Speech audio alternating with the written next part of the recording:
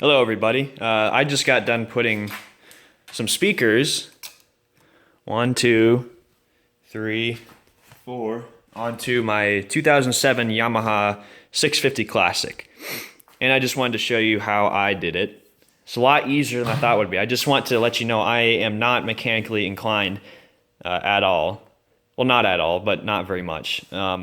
So if you want to install speakers, and I will put in the description which speakers I used, it was about $110. First thing you want to do is you're going to have to take the gas tank off because you're going to have wires that you're going to want to route through the body. So you want to take that screw off. I think it's a 12 millimeter bolt, and take this screw off. And then this is the choke that's attached to the bolt as well. So you're going to want to take both of those off.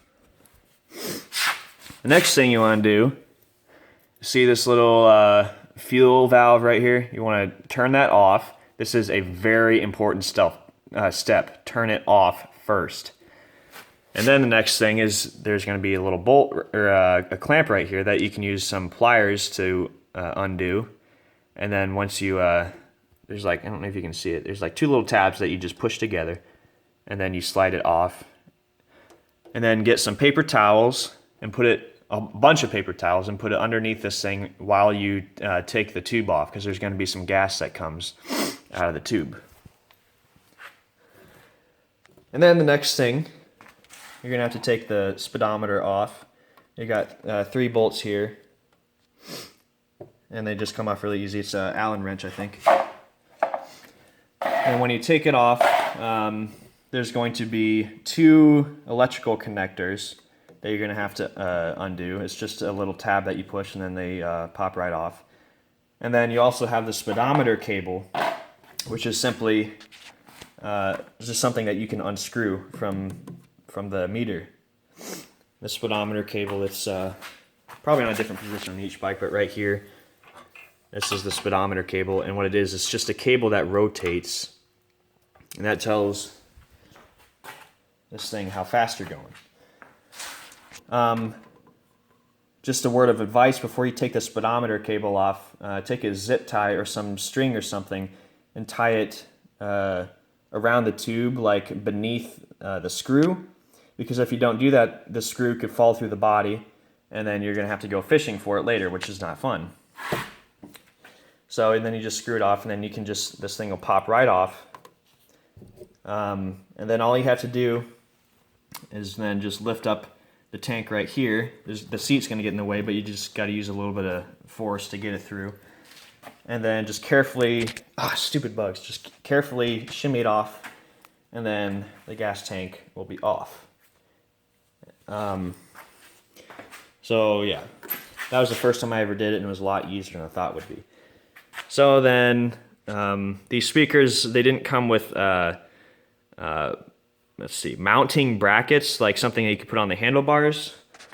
I was a little disappointed with that, but it wasn't too big of a problem. What I did is I just unscrewed the mirror right here, and then put the mounting bracket with the mirror into the screw, and then you just screw it back on, and then it fits perfectly. I did the same thing for the other side. Now my windshield did get in the way, so I had to take this off first. There's 3 screws, 1, 2, 3, 4, 5, 6, that you have to take off, because I couldn't get these to go in without taking the windshield off first. And then for these ones right here, there's just some kind of screw right here that's holding something on. I'm not entirely sure. And you just unscrew that, and then screw it back on with the speaker. And same thing for the other side.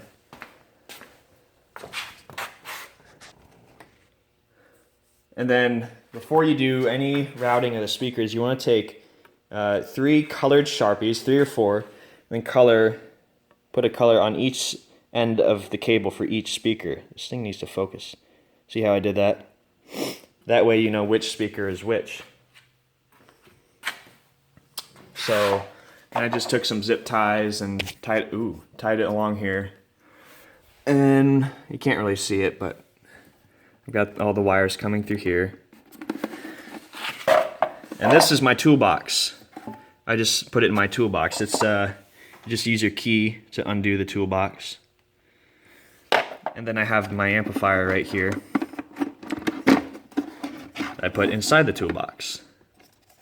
And it's really cool because this thing is Bluetooth, so you can wirelessly connect your phone or your iPod to it. You don't have to use any direct line or direct wires to connect it, which is really cool.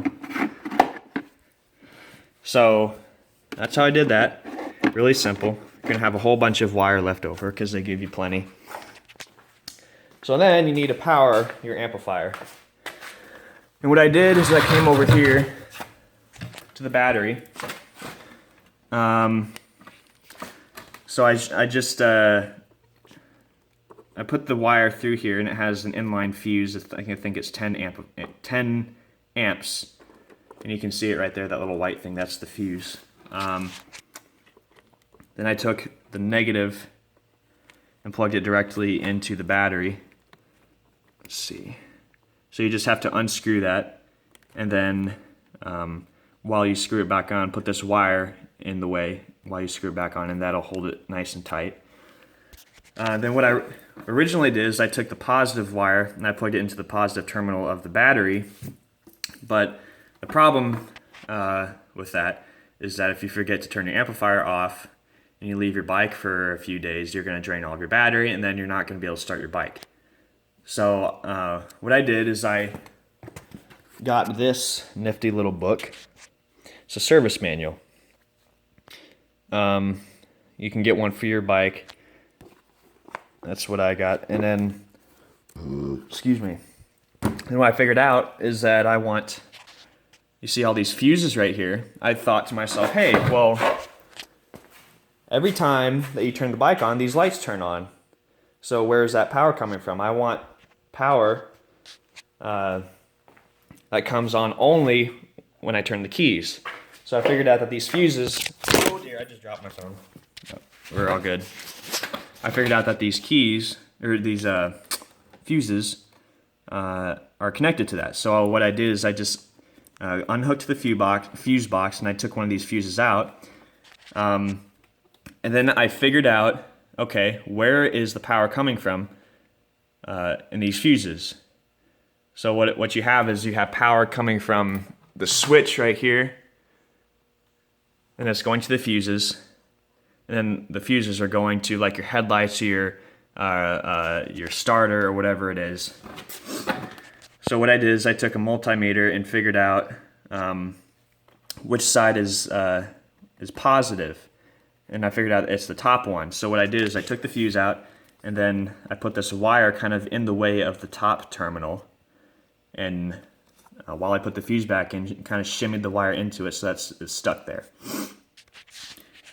And it doesn't matter which fuse you use as long as you connect it to the top terminal or whichever side is positive. You do not, I repeat, you do not want to put it on the bottom part, because if you do that, the electricity is going to be going through the terminal or through the fuse and then to your amplifier, and what that can do is it can blow your fuse, and you don't want that. So so no soldering, no wire tapping at all. So let's see if it works. So turn these on. Hear that? And it turns on. It's magic. No, it's not magic. And then I can connect it via Bluetooth if I want. So yeah, that's pretty much it. If you have any questions, just leave it in the comments, and I'll try to answer it to the best of my ability. And these steps are pretty universal throughout all bikes. It's not specific just to the V-Star. You can do this for pretty much any bike you want. All you have to do is just connect it to the fuses, and you don't have to solder anything. You don't have to tap into any wires. It's really simple, really easy. So yeah. So if any questions, just put it in the comments.